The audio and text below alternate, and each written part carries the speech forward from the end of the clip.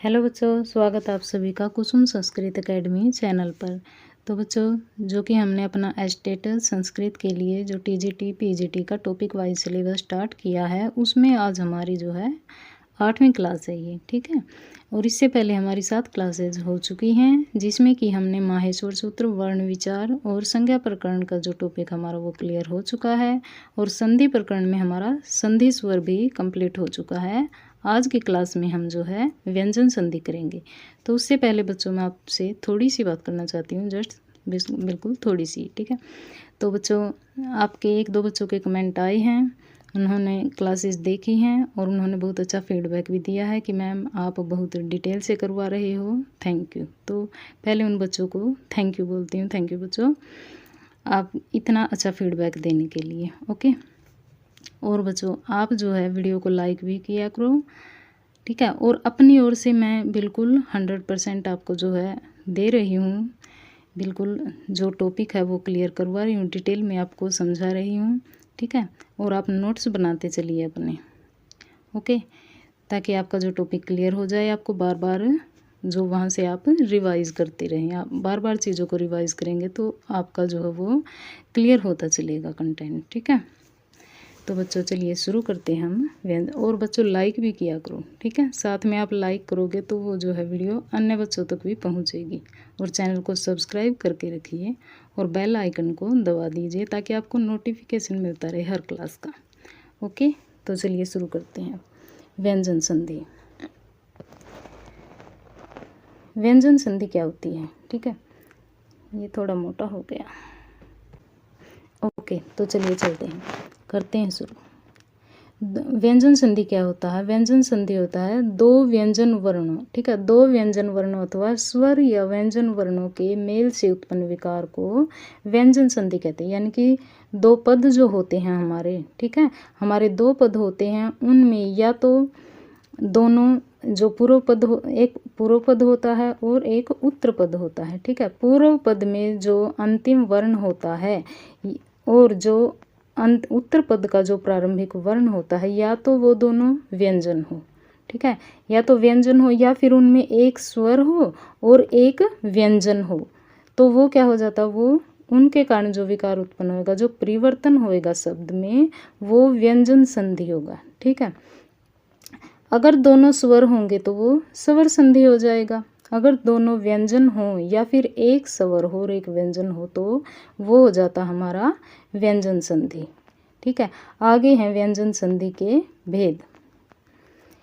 व्यंजन संधि के कितने भेद हैं? तो व्यंजन संधि के जो है वो 10 भेद होते हैं, ठीक है। स्तुत्व संधि, ष्टुत्व, जसत्व, चरत्व, पूर्व स्वर्ण संधि, परस्वर्ण संधि जो लत्व, और परस्वर्ण संधि एक अनुस्वार, ठीक है। ये परस्वर्ण संधि में 2 आ जाएंगे, एक लत्व और एक अनुस्वार, ठीक है। लत्व में भी जो तोरली सूत्र लगता है हमारा, ठीक है, वो लत्व में हो जाएगा परस्वर्ण में। और अनुस्वार में जो परस्वर्ण में संधि होती है उसमें अनुस्वार में हमारा अनुस्वार से यही परस्वर्ण है, ये सूत्र हो जाएगा, ठीक है। फिर है अनुनासिक संधि, अनुस्वार संधि और छत्व संधि, ठीक है। तो ये 10 भेद जो है व्यंजन संधि के बताए गए हैं। स्तुत्व संधि। स्तुत्व संधि क्या होती है? तो इसके लिए सूत्र है स्तोष चुनाश्चु, ठीक है। ये वृत्ति है सकार तय वर्गयो सकार च वर्गाभ्याम योगे सकार च वर्गौ स्तय। कहा गया है कि सकार जो सकार अर्थात जो स वर्ण होता है वो, और तय वर्ग, ठीक है, त थ द ध न, ये 5 वर्ण आ जाएंगे तय वर्ग में, उनके पहले, ठीक है, अथवा बाद में स वर्ण या फिर च वर्ग का कोई वर्ण आए तो स को स और तय को च वर्ग, ठीक है, तय वर्ग को च वर्ग आदेश हो जाता है। तो यहाँ उदाहरण देखिए, यहाँ से आप समझ जाएंगे। रामस धन से ते, क्या हो जाएगा? राम से ते। तो यहाँ पे क्या आया है? स वर्ण आया है, ठीक है। पूर्व पद का अंतिम वर्ण स वर्ण आया है, स व्यंजन है ये, ठीक है। और उत्तर पद में आया फिर स, यानी कि सकार के बाद शकार आया है, ठीक है, स के बाद श आया है तो क्या हो जाएगा, स को श ही हो जाएगा, ठीक है, स को क्या हो जाएगा, श हो जाएगा, तो बन जाएगा रामस से। तो इस प्रकार रामस चिनोती में भी, ठीक है, ये क्या है, च वर्ग है, ठीक, तो इसको क्या हो जाएगा, च वर्ग को क्या हो जाएगा, फिर शकार को, ठीक है, रामस चिनोती, शकार या फिर तय वर्ग के बाद स्कार या च वर्ग आए तो स को श और तय वर्ग को च वर्ग, तो स को क्या हो जाएगा, फिर श हो जाएगा, ठीक है, तत् धन च, ठीक है, तो यहाँ पर तय वर्ग को क्या हो जाएगा, च वर्ग हो जाएगा, यानी कि तच बन जाएगा, ठीक है, तय को क्या हो जाएगा, तय को च हो जाएगा।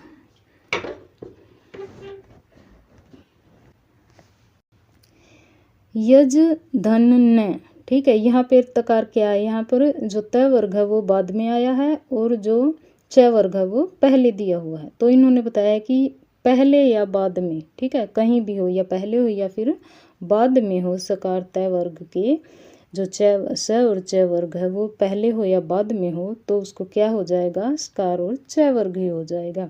तो यहाँ पर ज को क्या हो जाएगा, जय धन न, तो न को क्या हो जाएगा, यहाँ पर न को हो जाएगा, त वर्ग का है तो उसको च वर्ग हो जाएगा, च वर्ग में क्या हो जाएगा हमारा, न को य हो जाएगा, ठीक है, तो ज धन न य क्या हो जाएगा, ये बन जाएगा हमारा ये, तो फिर ये हो जाएगा हमारा यज्ञ, ठीक है, गुणिन धन जय, ये यहाँ पर तय वर्ग पहले दिया हुआ है और ज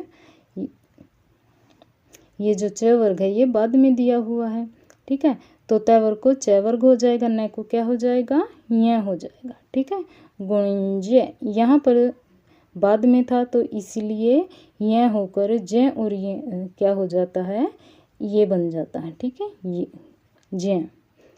आगे है हमारा जो सात सूत्र होता है, सात सूत्र होता है वो सूत्र का क्या होता है, अपवाद होता है, ठीक है, जो चौथवा सूत्र है हमारा उसका अपवाद होता है 7।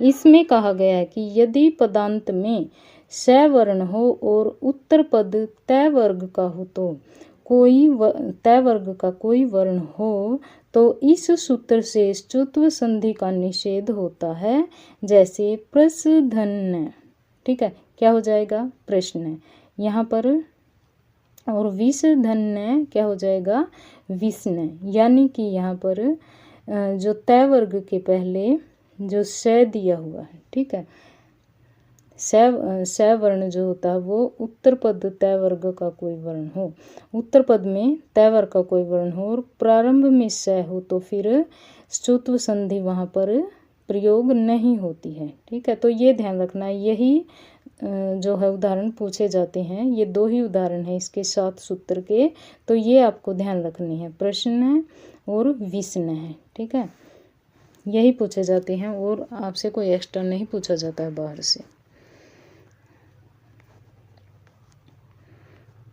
आगे है हमारा ष्टुत्व संधि,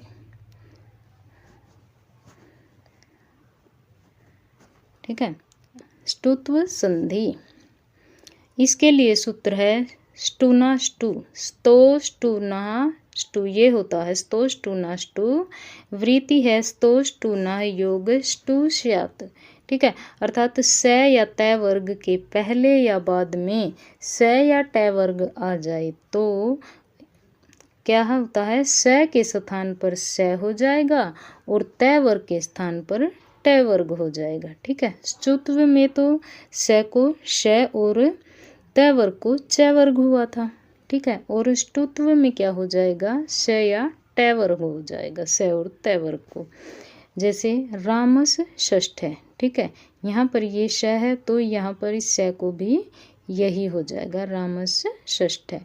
पेश धनता तो तय वर्ग को तय वर्ग हो जाएगा और स ही रहेगा, ठीक है, तय को तय वर्ग हो जाएगा, क्या हो जाएगा, पेष्टा। कृष धन्य तो तय वर्ग का है और इसको तय वर्ग होकर न बन जाएगा, कृष्ण है। चक्रिन ढोक से, चक्रिन ढोक से, तो न को क्या तय वर्ग को टय वर्ग हो जाएगा, चक्रिन ढोक से। वृहत टिका, ठीक है, क्या हो जाएगा, वृहत टिका, तय को टय हो जाएगा। उद्डयनम, ठीक है, तो द को क्या हो जाएगा, त थ द, तृतीय वर्ण है, ट ठ ड, तृतीय वर्ण ही होगा, क्या हो जाएगा, ड हो जाएगा, तो उड्डयन बन जाएगा। आगे सूत्र है,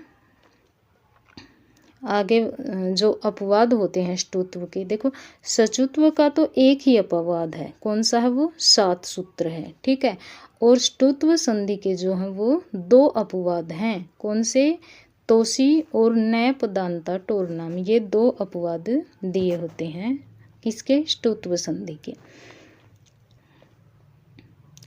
तोसी में क्या है, तो सी यानी कि तय वर्ग से सकारे परे न ष्टुत्वम, अर्थात पदांत में तय वर्ग का कोई वर्ण हो और उत्तर पद का प्रारंभिक वर्ण स हो तो ष्टुत्व संधि का निषेध होता है, ठीक है। यदि तय वर्ग का कोई वर्ण हो और उत्तर पद का जो प्रारंभिक वर्ण है वो स हो तो फिर इस संधि का निषेध हो जाता है। सन षष्ठ है, सन षष्ठ है, ये इसका उदाहरण आप ध्यान रखिएगा, ठीक है।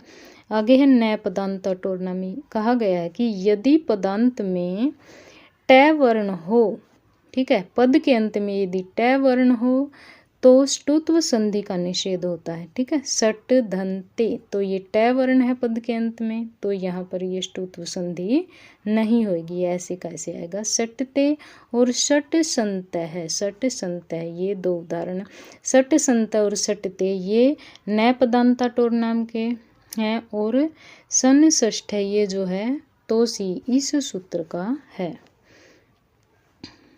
आगे है परंतु, ठीक है, इन्होंने ये कहा है कि नय पदांता टोर नाम से जो है ष्टुत्व संधि का क्या हो जाता है, निषेध हो जाता है। फिर आगे इन्होंने कहा है कि परंतु जो वार्तिक है ए नामनवती नगरी नाम इति वाच्यम से जो है नाम नवती और नगर, ये नगरी, ये शब्द यदि पदांत में हो तो ष्टुत्व संधि का बोध होता है। यह वार्तिक नय पदांता टोर नाम का अपवाद है, ठीक है। ष्टुत्व, जब ये नय पदांता टोर नाम है ये तो अपवाद किसका है, ष्टुत्व संधि का, ठीक है।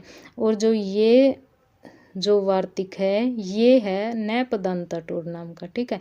तो नय पदांता टोर नाम में कहा गया है कि भी यदि ट वर्ण हो अंत में, ठीक है, पदांत में यदि ट वर्ण हो तो फिर ष्टुत्व संधि नहीं होती। इन्होंने कहा है कि यदि ट वर्ण के बाद, ठीक है, सट, यदि इसके बाद नाम नवती और नगर्या ये शब्द आ जाएं तो फिर जो है ष्टुत्व संधि का बोध होता है, यानी कि वहाँ पर ष्टुत्व संधि होती है, ठीक है। सट, सट धन नाम, तो क्या हो जाएगा, न को न हो जाएगा, ठीक है, तय वर्ग को ट वर्ग हो जाएगा, तो ये ध्यान रखना है। नाम नवती और नगरे ये हो तो तय वर्ग को क्या हो जाएगा, ट वर्ग हो जाएगा, और ये रूप बन जाएंगे। और इनमें जो है इन जो ये उदाहरण दिए हुए हैं, इन उदाहरणों में यदि ये पूछे कि इनमें संधि कौन सी है तो इनमें जो है वो अनुनासिक संधि होगी, ठीक है। अगर ये पूछ लिया जाए कि कौन सी संधि है तो संधि तो इनमें अनुनासिक होगी। और ये जो अपवाद है ये वार्तिक, ये नय पदांता टोर नाम सूत्र का अपवाद है। और नय पदांता टोर नाम ये किसका अपवाद है, ये है ष्टुत्व संधि का।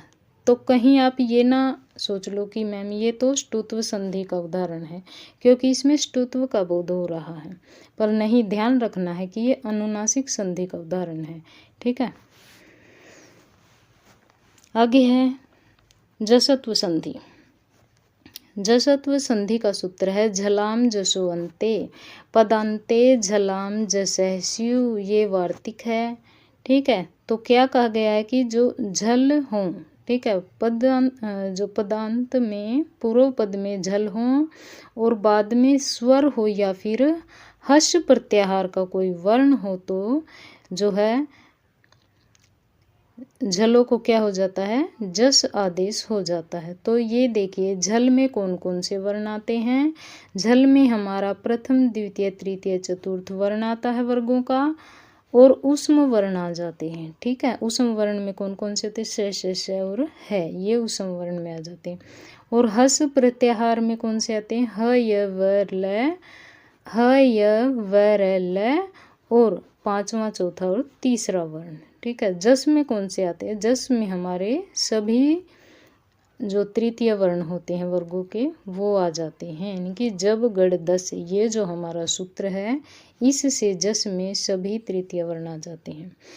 कहा गया कि पदांत में यदि झल हो, ठीक है, यानी कि इनमें से कोई वर्ण हो और उत्तर पद में स्वर या हस प्रत्याहार का कोई स्वर हो या हस प्रत्याहार का कोई वर्ण हो तो झलों के स्थान पर जस हो जाता है।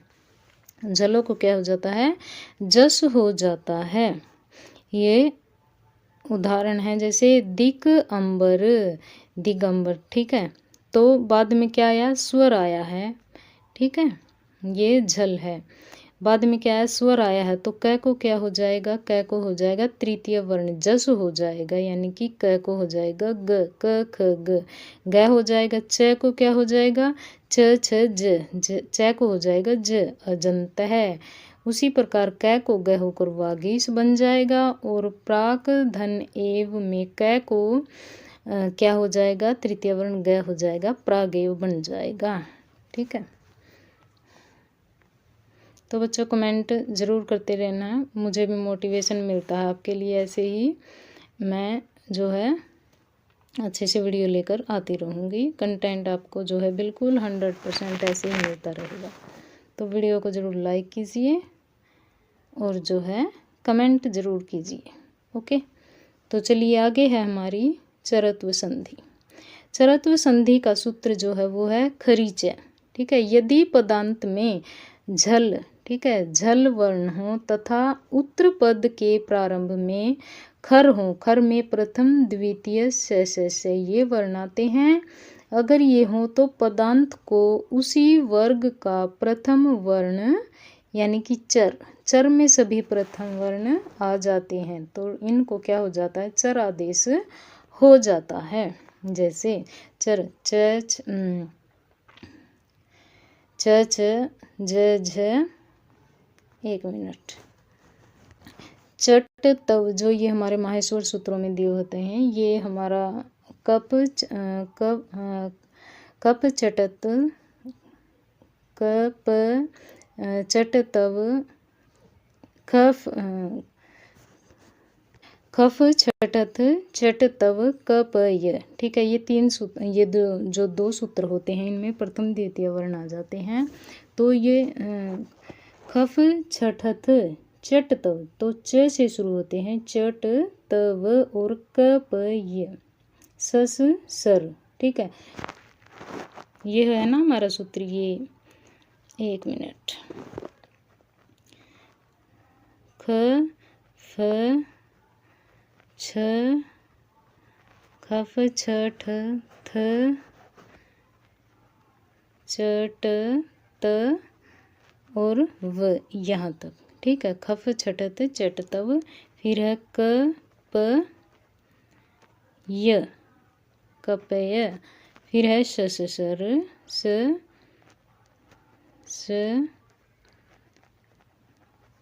सस सर, फिर है हल। तो ये कितने सूत्र हो गए हमारे, ये 11वां 12वां, ये 12वां है, ये 13वां और ये 14वां। ठीक है, 11 12 13 और 14 है, ये 4 सूत्र हैं।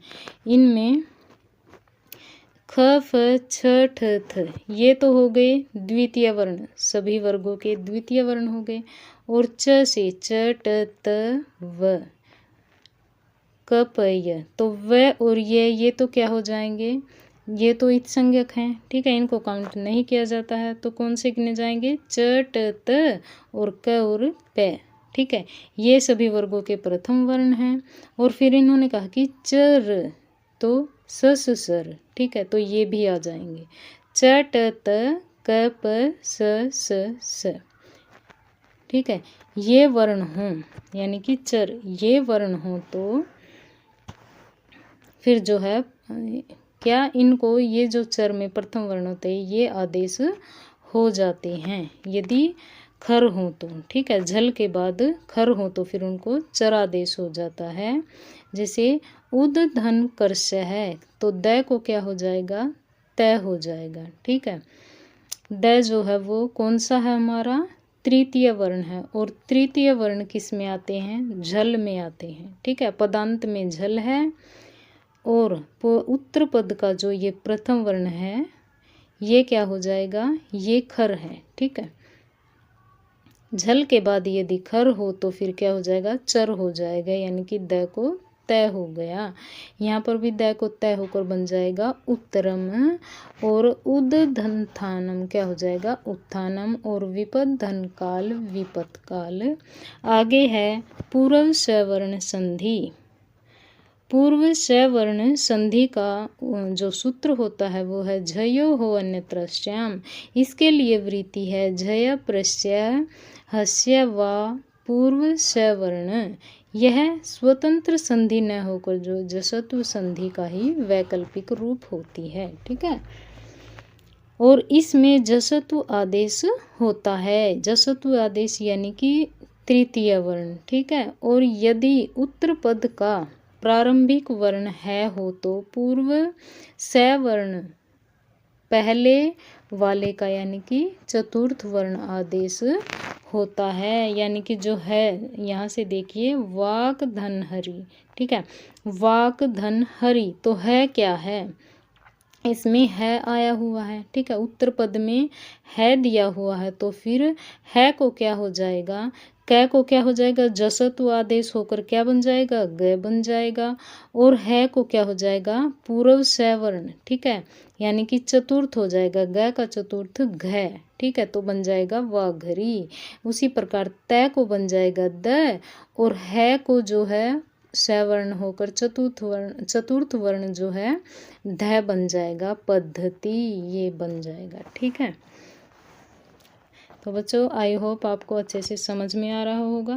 कमेंट ज़रूर कीजिए कि आपको वीडियो कैसी लग रही है। आगे है पर सवर्ण संधि, ठीक है, पूर्व सवर्ण कर लिया हमने, अब है पर सवर्ण संधि, लत्व संधि भी बोलते हैं इसको, ठीक है। इसके लिए सूत्र है तोरली सूत्र। वृत्ति है तय वर्ग से लकारे परे पर सवर्ण है, यानी कि तय वर्ग, ठीक है, तय वर्ग धन लय हो, ठीक है, तो तय और तय वर्ग में ये जो त द और न ये दिए होते हैं और धन लय, तो तय द को क्या हो जाएगा, लय हो जाएगा, और न को क्या हो जाएगा, ल, ये क्या हो जाएगा, ये जो है अनुनासिक हो जाएगा इसको, ठीक है, न को अनुनासिक ल हो जाएगा। अगर बाद में ल है तो उसको न को अनुनासिक ल हो जाएगा, और तय द को जो है ल हो जाएगा अनुनासिक, ठीक है। पदांत में तय वर्ग का कोई वर्ण हो तथा उत्तर पद का प्रारंभिक वर्ण यदि लय वर्ण हो तो तय वर्ग के स्थान पर क्या हो जाएगा, लय वर्ण हो जाएगा, ठीक है, तय को लय वर्ण हो जाएगा, और न के स्थान पर जो है अनुनासिक ल हो जाएगा, ठीक है। ये अनुनासिक का चिन्ह होता है चांद बिंदु। जैसे ये उदाहरण है उत या उद धन लाश, क्या हो जाएगा, तय को क्या हो जाएगा, लय हो जाएगा, द हो तो भी लय हो जाएगा, उल्लास, ठीक है। तद धन लीनम तल्लीनम, महान धन लाभ महान लाभ, न दिया हुआ है तो इसको अनुनासिक ल हो जाएगा, ठीक है। विद्वान धन लिखती तो न को क्या हो जाएगा, अनुनासिक ल हो जाएगा, तो विद्वान लिखती, ये ध्यान रखना है। आगे है पर सवर्ण संधि के दो हैं, एक तो हो गया तोरली सूत्र से लत्व संधि और एक हो गया हमारा अनुस्वारस्य यही पर स्वर्ण है, इस सूत्र से कौन सा हो गया अनुस्वार संधि हो गया प्रस्वर्ण में। ठीक है, तो ये ध्यान रखना है कि प्रस्वर्ण में हमारी दो होती हैं, एक तो अनुस्वार और एक लत्व। ठीक है, लत्व का तोरली सूत्र होता है और अनुस्वार के लिए सूत्र है अनुस्वारस्य यही परस्वर्ण है। और इनके आपको जो है एग्जाम्पल भी ध्यान रखने हैं, उदाहरण भी याद रखने हैं आपको। ठीक है, अनुस्वार के स्थान पर परस्वर्ण बाद वाले का पांचवा वर्ण, ठीक है, आदेश हो जाता है यदि परे यय प्रत्याहार का कोई वर्ण हो तो। ठीक है, यह प्रत्याहार में कौन से आ जाएंगे हमारे जो माहेश्वर सूत्र दिए होते हैं, हय वरट, तो य से लेकर के य वरट। ठीक है, य से लेके जो हमारा जो 13वां जो सूत्र होता है कप य, वहाँ तक सभी जो है आ जाएंगे, उसमें सभी वर्ण आ जाएंगे यह प्रत्याहार में। ठीक है, यह अनुस्वार संधि का क्या है परिवर्तित रूप है। यह अनुस्वार संधि का परिवर्तित रूप है। संस्कृत व्याकरण में अनुस्वार और परस्वर्ण दोनों के स्थान पर प्रस्वर्ण का विकल्प मान्य होगा, यानी कि अनुस्वार और प्रस्वर्ण दोनों में जो है प्रस्वर्ण को ही माना जाएगा संस्कृत में। ठीक है, संस्कृत में ऐसे ही मान्य होता है। गंगा, ओके, गंगा ये क्या है, ये अनुस्वार है और ये गंगा ये क्या हो जाएगा प्रस्वर्ण यानी कि ग। ठीक है, क वर्ग का पांचवा वर्ण है, पांचवा वर्ण हो जाए, यहाँ पर ग दिया हो तो उसी को जो है क वर्ग का पंचम वर्ण हो जाएगा। ठीक है, कंठ, कंठ में ठ क्या है, ट वर्ग का है ठ। ठीक है, तो ट वर्ग का ही जो है पंचम वर्ण क्या है न, तो यहाँ पर पंचम वर्ण न ही हो जाएगा। उसी प्रकार संधि, संधि ध किस वर्ग का है, ध है त वर्ग का, तो त वर्ग का पंचम वर्ण न हो जाएगा। ठीक है, तो बन जाएगा ये संधि। और गंता में भी जो त है तो त वर्ग का पंचम वर्ण न होकर बन जाएगा गंता। ठीक है, आगे है आगम। आगम होता है इसमें गमो हर्षवादची गमो ने नित्यम, ये सूत्र जो है ये क्या करता है, ये करता है आगम। ठीक है, किसका आगम करता है, यदि पदांत में गम यानी कि ये ग य और न, ठीक है, हो तो परे कोई स्वर हो तो गम के पूर्व में ह्रस्व स्वर हो तो गम का क्या हो जाता है आगम होता है, यानी कि प्रत्यंग, प्रत्यंग धन आत्मा, तो क्या हो जाएगा जो है आगम हो जाएगा, घ का आगम हो जाएगा, बन जाएगा प्रत्यंग आत्मा। तो ध्यान रखना है ये जो सूत्र है ये आगम करने वाला, द्वित्व करने वाला है, यानी कि ठीक है। सन धन अंत है, सन्नंत है, सन अच्युत। ठीक है, ये हर्स्व स्वर आए हैं ना बाद में, सभी में हर्स्व हो या फिर दीर्घ हो। ठीक है, तो जो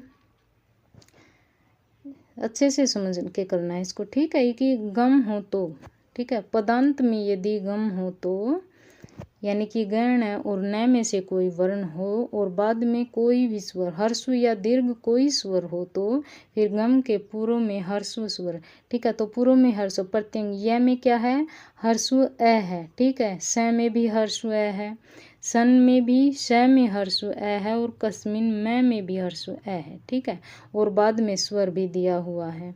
ठीक है, तो फिर जो ये गम है इनमें ये ग न और ये सन में भी न और कस्मिन में भी न, इनको द्वित्व हो जाएगा सभी को। ठीक है, सन्निच्युत कस्मिन्नी प्रत्यंगात्मा और सन्नंत है, तो इनको द्वित्व होकर ये उदाहरण बन जाएंगे। आगे है अनुस्वार संधि।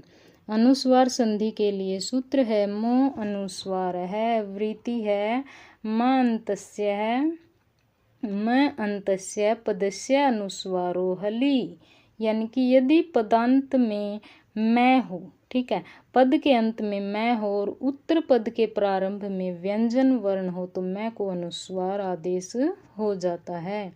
ठीक है। उत्तर पद में यदि व्यंजन वर्ण हो, ठीक है, कोई स्वर ना हो, व्यंजन वर्ण दिया हुआ हो तो फिर मैं को क्या हो जाएगा, मैं को अनुस्वार हो जाएगा। अनुस्वार का ये चिन्ह है। ठीक है। ये ध्यान देना है कि उत्तर पद में जो है व्यंजन वर्ण होना चाहिए तो फिर मकार को क्या हो जाएगा, अनुस्वार हो जाएगा, बन जाएगा गम धन गा गंगा, गम धनता गंता। तो ये उदाहरण आप देख लीजिए।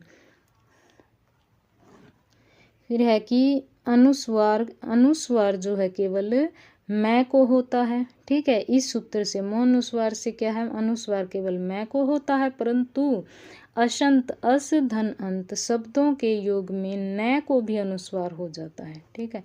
यानी कि यशान धनसी यशांसी, ये इसके जो उदाहरण हैं और ये उदाहरण आपको ध्यान रखने हैं। नश्च पदांत से झली, इस सूत्र के ये जो है उदाहरण है। ठीक है। ये ध्यान रखना है कि ये नश्च पदांत से झली इस सूत्र के उदाहरण हैं ये सभी। आगे है हमारा ये लास्ट वाली संधि है व्यंजन का छत्व संधि। ठीक है। इसके लिए सूत्र है सश्चोटी। ठीक है। यह स्वतंत्र संधि न होकर सचुत्व संधि का परिवर्तित रूप है। यदि उत्तर पद के प्रारंभ में स वर्ण हो और स के बाद अट यानी कि स्वर और हयवर हो तो स को छ हो जाता है। यदि पदांत में चुत्व बोधित तय नहीं हो तो फिर देखो, पहले ये आप उदाहरण देखिए फिर समझ में आएगा आपको। ठीक है। देखो, ये देखो पदांत में क्या है, चुत्व संधि से जो ये तय दिया हुआ है श में क्या है, श में स्थित अ है। ठीक है। हर्स्व अ है तो फिर तय को क्या हो जाएगा, तय को हो जाएगा च। ठीक है। और स को क्या हो जाएगा, स को हो जाएगा छ। तो बन जाएगा मृच्छ कटिकम। और यदि पदांत में ठीक है, तो ये तो चुत्व बोधित तय है। क्या कहा इन्होंने कि यदि पदांत में चुत्व बोधित तय नहीं हो, ठीक है, यदि ये तय नहीं हो तो छे च, ये सूत्र सी तुक और हर्स्व पीति कृति तुक, इस सूत्र से जो है तुक का आगम होता है। ठीक है। तुक के उक की यानी कि तुक में उ और क, ठीक है, उ और क की अचो अंत्यादि टी सूत्र से ये टी संज्ञा होकर जो है इनका लोप हो जाता है और बचता है क्या, त बचता है। त शेष रहता है और त को चुत्वादेश होकर क्या हो जाता है, च हो जाता है। तो मृच शकटिकम ये रूप बनता है फिर। ठीक है। उसी प्रकार इसमें भी उत धन श्वास है, इसमें जो है त को च हो जाएगा क्योंकि स के बाद में क्या है, हर्स्व अ है। ठीक है। तो स को क्या हो जाएगा, छ हो जाएगा और त को च होकर उच्छ्वास रूप बन जाएगा। ठीक है। और ये तुक का आगम करने पर उच्च श्वास रूप बन जाएगा। इसी प्रकार ये अगला, ये आगे वाला उदाहरण, ये तत् धन शिवम, ये दो रूप बनेंगे इसके भी, तत्शिवम और तच्च शिवम। ठीक है। आगे है तुक का आगम। ठीक है। तुक का आगम छे च सूत्र से होता है। ठीक है। अर्थात हर्स्व के बाद यदि छ वर्ण हो, ठीक है, छ वर्ण रहने पर उनके मध्य तुक का आगम हो जाता है। यानी कि जो हर्स्व स्वर होता है, ठीक है, अनु में हर्स्व स्वर क्या है, अनु में हर्स्व स्वर उ है और बाद में क्या है, छे है, छ वर्ण है। ठीक है। बाद में छ वर्ण होने पर जो है क्या हो जाएगा, इनके बीच में तुक का आगम हो जाएगा। तुक के उ और क की संज्ञा हो जाएगी किससे, अचो अंत्यादि टी सूत्र से, और बच जाएगा क्या, तय बच जाएगा। ठीक है। तो तय को क्या हो जाएगा फिर, च को जो है चुत्व संधि से जो है तय को च हो जाएगा और क्या बन जाएगा, अनुच्छेद। ठीक है। अनुच्छेद बन जाएगा। मध्य में तय का आगम, ठीक है, तय वर्ग का आगम हो जाएगा और चुत्व संधि से जो है तय को क्या हो जाएगा, चय हो जाएगा और बन जाएगा ये अनुच्छेद है रूप। उसी प्रकार मातृधन छाया में भी जो है इसका बन जाएगा, मातृ री क्या है, हर्स्व है, हर्स्व स्वर है और बाद में 6 वर्ण है। ठीक है, तो ये ध्यान रखना है कि बाद में 6 वर्ण हो और पहले में जो है जो पूर्व पद का अंतिम वर्ण है वो कोई हर्स्व स्वर हो। ठीक है, तो इसमें भी अनु में भी उ है, मातृ में री है और परी, ठीक है, परी में भी क्या है, ई है और बाद में सभी में 6 छाया छेद, इनमें 6 वर्ण है। तो इनमें जो तुक का आगम होकर तय हो जाएगा और तय को जो चुत्व संधि से तय को चय हो जाएगा और बन जाएगा परिच्छेद, मातृ छाया और अनुच्छेद। ये जो है इनके रूप बन जाएंगे। तो आई होप बच्चों आपको जो है ये 10 भेद व्यंजन संधि के करवाए हैं और आपकी व्यंजन संधि भी और स्वर संधि इस प्रकार जो संधि प्रकरण में जो कंप्लीट हो चुके हैं। और आगे हमारी विसर्ग संधि रहती है तो उसकी भी वीडियो मैं आपके लिए लेकर आऊँगी। तो आप इनके नोट्स बनाते रहिए, इनको रिवाइज करते रहिए। ठीक है बच्चों, और कमेंट ज़रूर कीजिए आपको कैसी लगी, लाइक ज़रूर कीजिए बच्चों। Thank you.